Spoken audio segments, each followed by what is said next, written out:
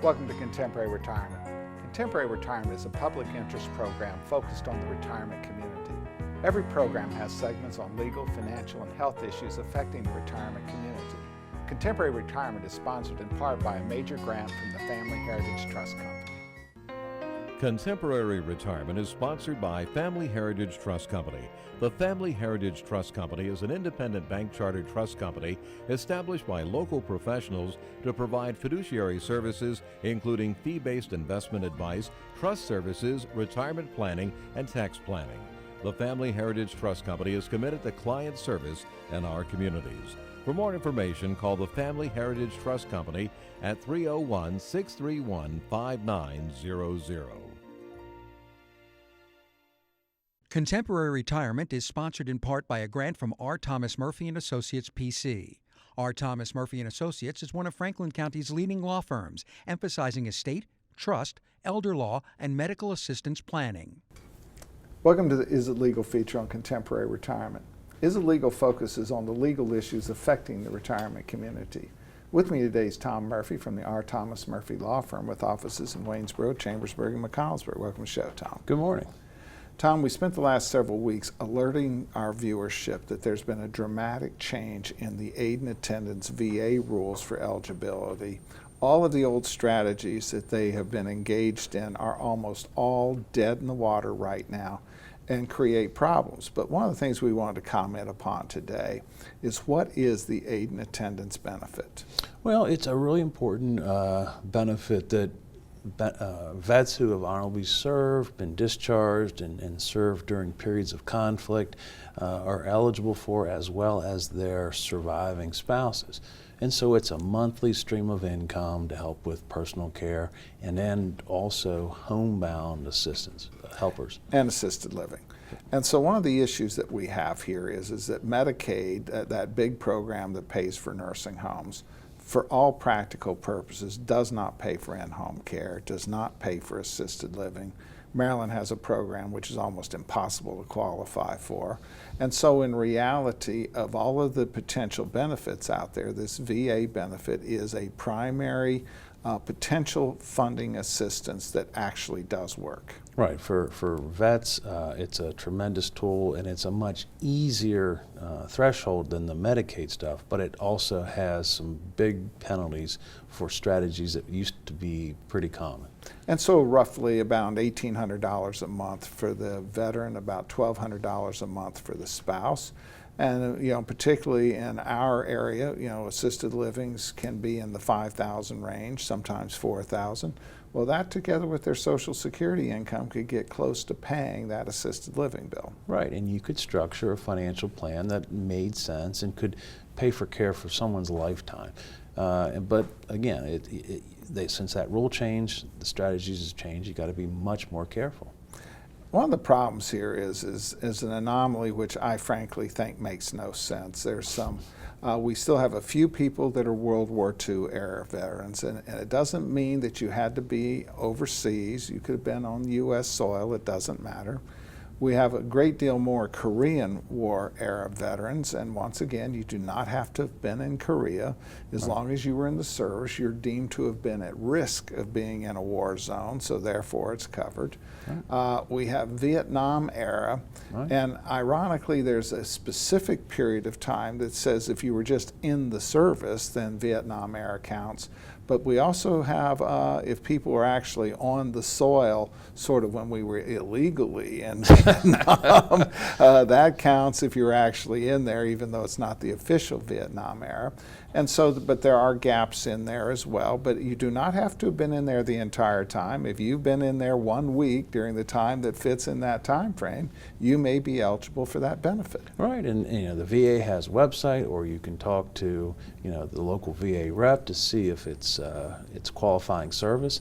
But I tell all my clients that it might not be you, it might be your son or daughter who has served, so they need to keep those papers in order, the discharge paperwork, et cetera, so they may qualify in the future.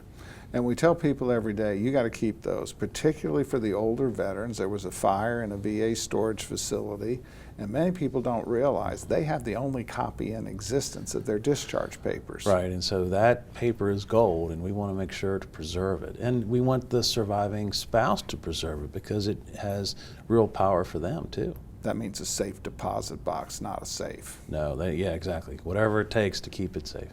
Tom, as always, thanks for taking time to appear on the show. You're welcome. More from Contemporary Retirement after these messages. Few things in life are as important as family. Leave your insurance worries to us. Write Gardner. Call or visit our website to learn how we can make insurance simple and more affordable. Every life that meets its end leaves a heart for love to mend. Sister, brother, family, friends are left to carry on. When the loss seems more than you can bear, it's nice to know that we'll be there at Douglas A. Fiery Funeral Home. We care.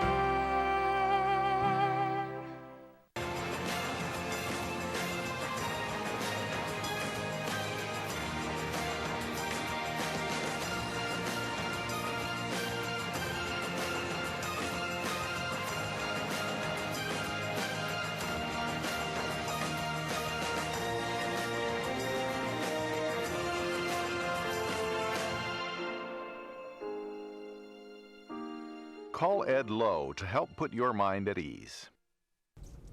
Welcome to special guest feature on Contemporary Retirement. This segment focuses on various issues which are of importance to the retirement community.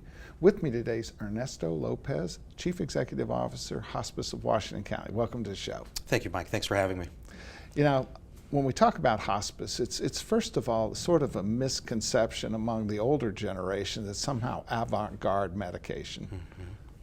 That's right, and it's very different, misunderstood in many ways, and for a lot of people, when they hear the word hospice, they don't want to hear it, and they think there's a tremendous amount of negative associations with hospice, but the reality is that there are tremendous benefits that a lot of our elder folks in our community don't quite understand could really help them and help them during their disease process and their loved ones as well.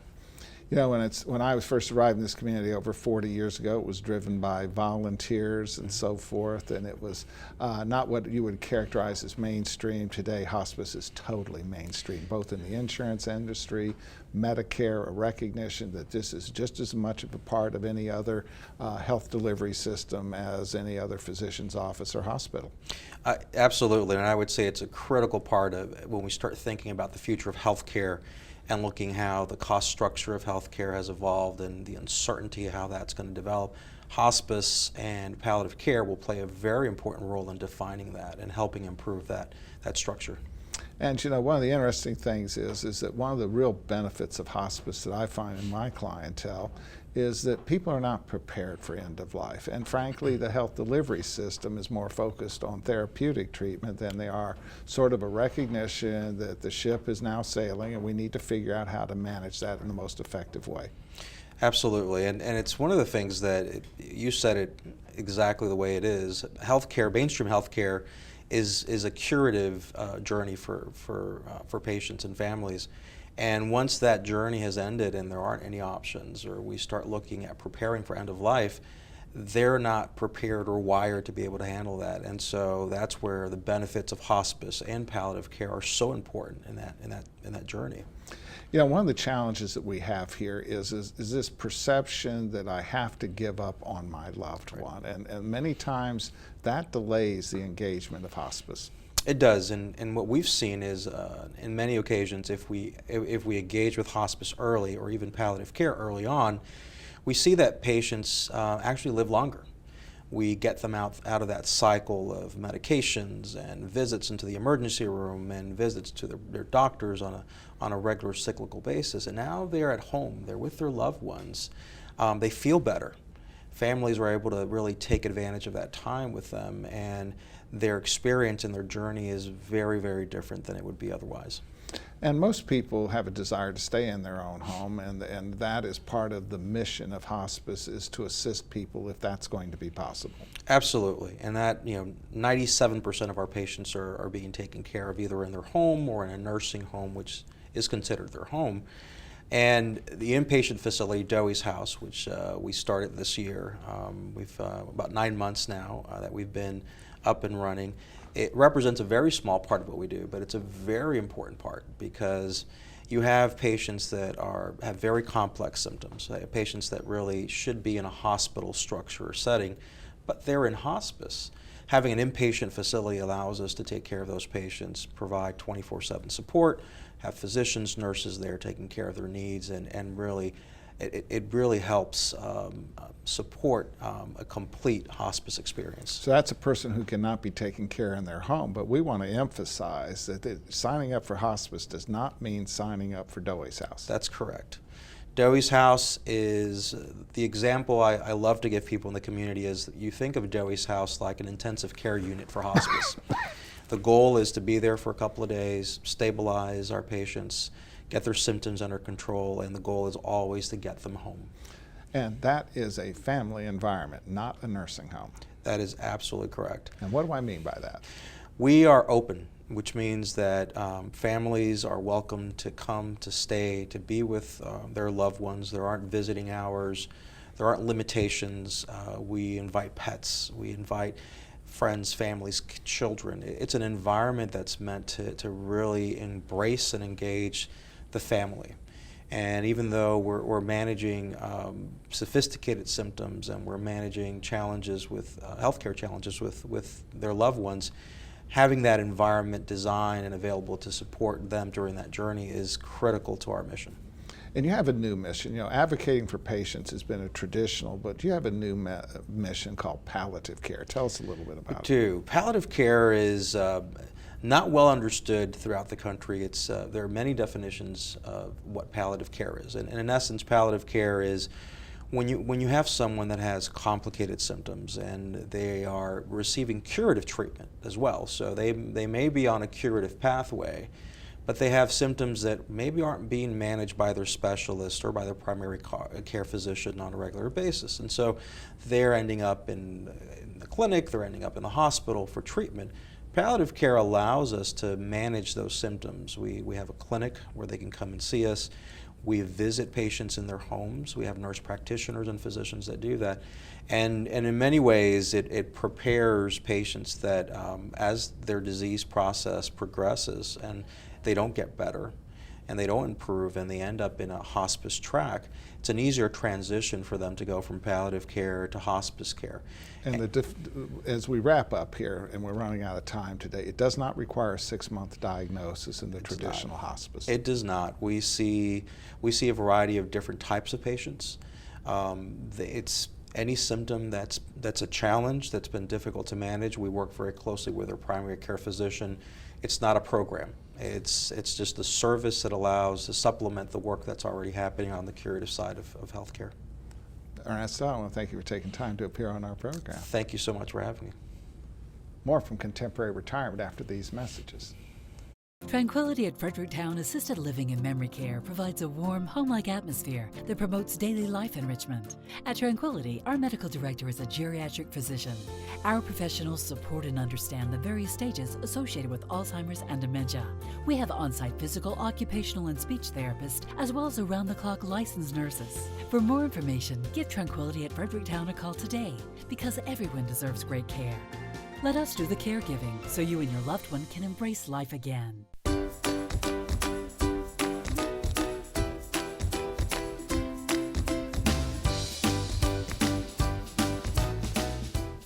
Guys, I thought you were supposed to be working in the yard.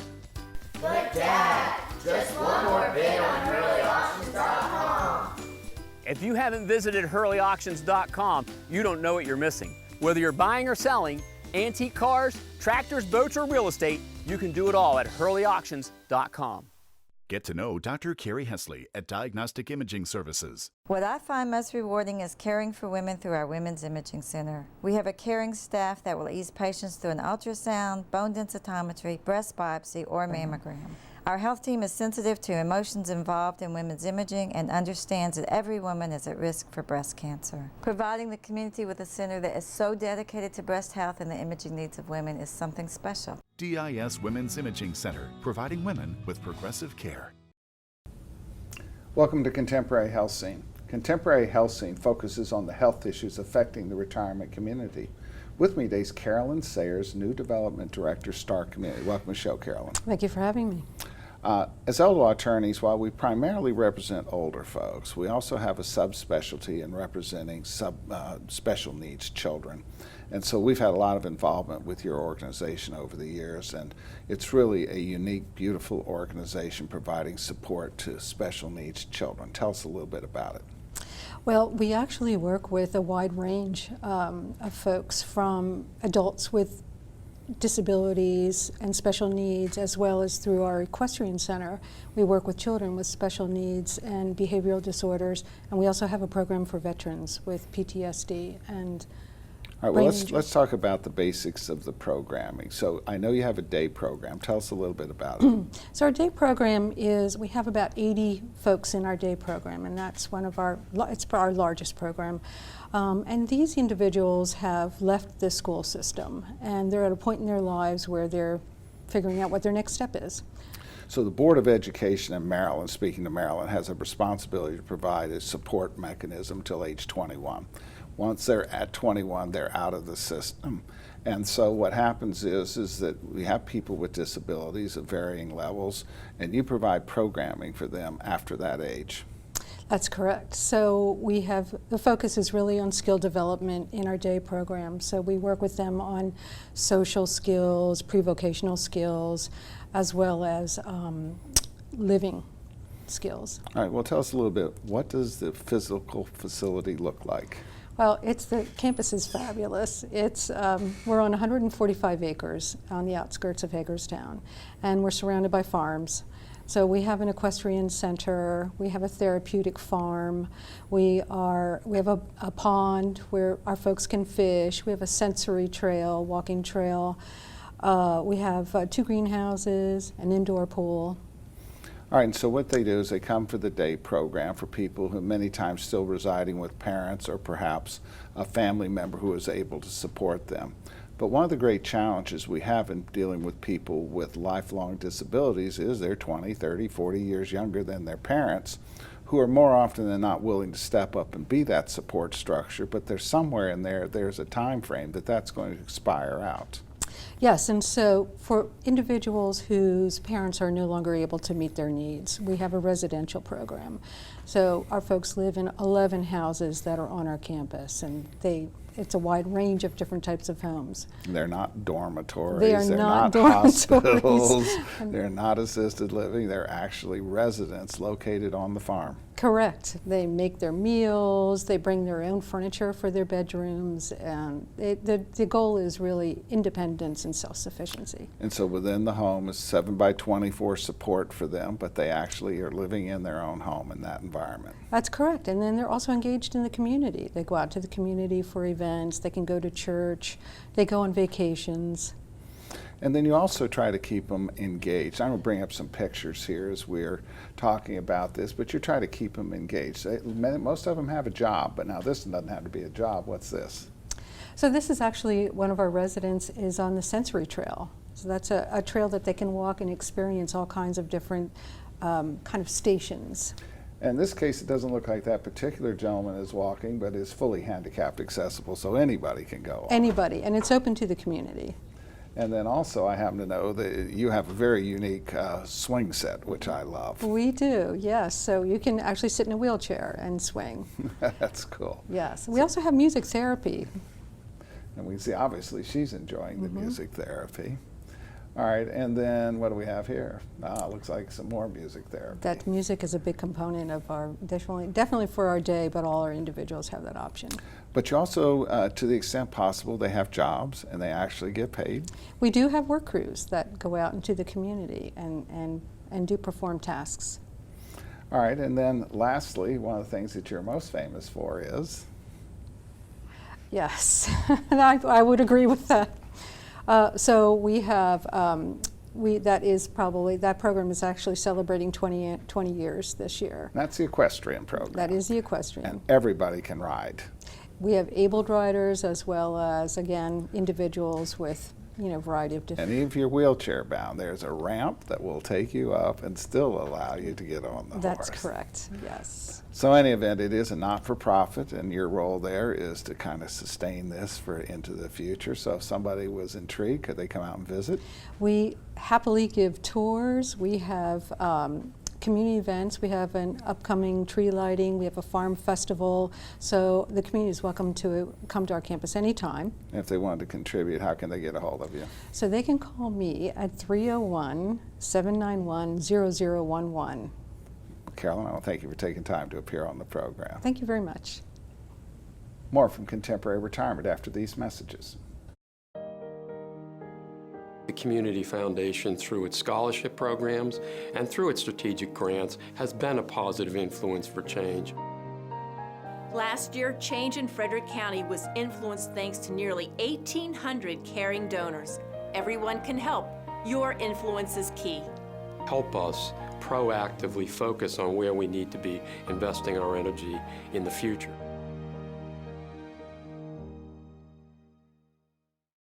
Albright, Crumbacher, Mal & Itel are a full-service firm that provides elder care services including managing incoming bills, bill payment, depositing checks, balancing bank statements, and preparing, planning, and filing personal tax returns. Put your mind at ease and call us today. Welcome to the Making Sense feature on Contemporary Retirement. This segment focuses on various financial issues which are of importance to the retirement community. With me today is Pete Alexander, a partner in the regional accounting firm of Albright, Crumbacher, Mal & Itel. Welcome to the show, Pete. Great to be here, Mike. You know, Pete, in the end of the year, we're right there. Chances are most people, any sort of tax planning has been exhausted, but people need to bear in mind with this change in the tax law, there's still more people than not may very well need a professional to assist them to figure out how they fit in this system. Yeah, the tax law has gotten more, it's gotten more beneficial for most people, but unfortunately it has not gotten simpler. The biggest change that most in the retirement community is going to see is they're going to see their standard deduction raised. The standard deduction is now going to be, for a couple over 65, is going to be $26,600. That means if they do not have over $26,600 itemized deductions, and that's where your charity comes in, that's where your medical expenses come in. If you're not going to have more than $26,600, you're not going to itemize. So you're going to take a much larger standard deduction. Factor that in with the first $20,000, $12,000 of their taxable income. Over that is only taxed at 10%. So you're having people able to earn almost $40,000 and pay less than $1,000 federal tax on that.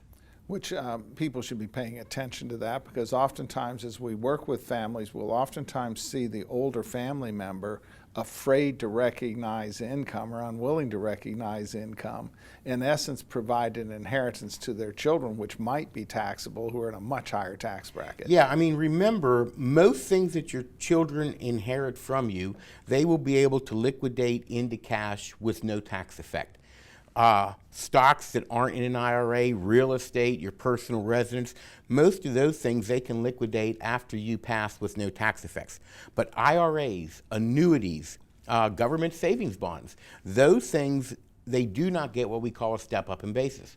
So when they're taxable no matter who cashes them in. Right. So if you would cash in an IRA and you would have a $100,000 gain because that's how much is in your IRA, and you would have to pay tax on it, and you pass away and leave that to your heirs, they're going to have to pay tax on the same $100,000.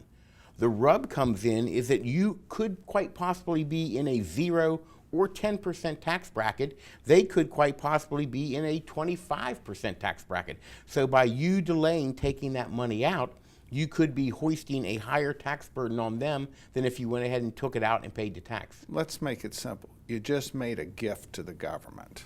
Yeah. I mean, you have allowed, by delaying, you've allowed the government. Now, the calculations have to be ran. This isn't the case for everybody, but the calculations have to be run. Just like we've talked in years past, if you have a tremendous amount of medical expenses and you've paid those medical expenses out of non-IRA funds, well, you could quite well have medical expense deduction on your return of $60,000, but your only income may be Social Security because all of your other income is in an IRA.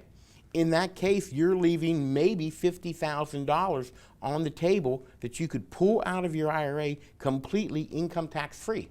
And we always talk about this, but people, yeah, but I don't want to spend it. And they just cannot make the connection that taking it out does not mean you have to spend it. Yeah, taking it out, as we've said before, you can invest in the same investment vehicles that were inside the IRA. Including the CD, if you like the CD. It doesn't change it. And some people think because they pulled money out of regular savings all year long, and that's how they paid their medical expense, that, well, I didn't use IRA money. It doesn't matter. Money's fungible. So if you pulled money out of your regular savings all year to pay your medical and then pull money out of the IRA, this offset that we're talking about is still completely available because all the government cares about is how much taxable income do you have, how much deductions do you have. They don't care about the matching of it for most scenarios. So it's what you did between January 1st and December 31st. It does not matter about the timing of when you did it. Right, other than that year. Because if you find you have excess medical expenses in 2018 and your accountant says you have a negative income on your return after subtracting your excess medical expenses, you have $40,000 of unused deductions, we don't get to carry that over to 2019. So everything has to be done in the year, but other than that, there's no direct correlation between pulling the money out and getting the deduction on the medical expenses. Except we've just so hardened people to this belief you never touch your IRA. And the answer is there are many instances in which that might be an appropriate response, but there's always exceptions. Yeah, there's certainly for most young people, you shouldn't touch your IRA, but once you hit retirement age, that was what that money was put aside for, was to use then. Pete, as always, thanks for taking time to appear on this show. Great to be here, Mike. Thank you from Contemporary Retirement. Remember a more carefree time? Leave your insurance worries to us, Wright Gardner. Call or visit our website to learn how we can make insurance simple and more affordable.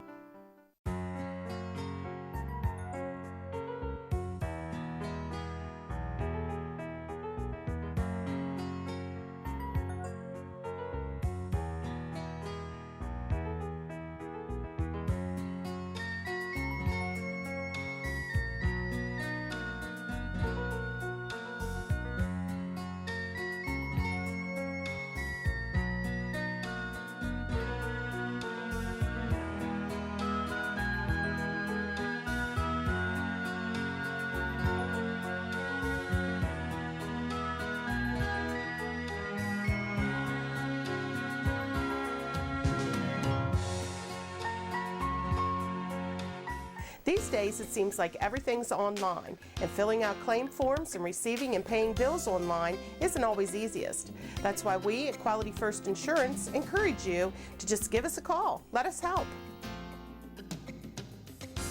Hi there, I'm Paul Sweeney with Quality First Insurance, and it's still just as simple. Our offices are open every weekday where you'll be able to call and speak to real, live people. No detail was missed. I'm so glad that I turned to Quality First Insurance. I've recommended Quality First Insurance to my friends who've been just as satisfied. If you're not happy with what you're paying for Medigap, or more importantly, not happy with your service, give us a try. We're locally owned, and we take the time to provide you with the best. We are Quality First Insurance, and our mission is to provide quality products to quality people. Pick up the phone and give us a call today at 800-745-1411.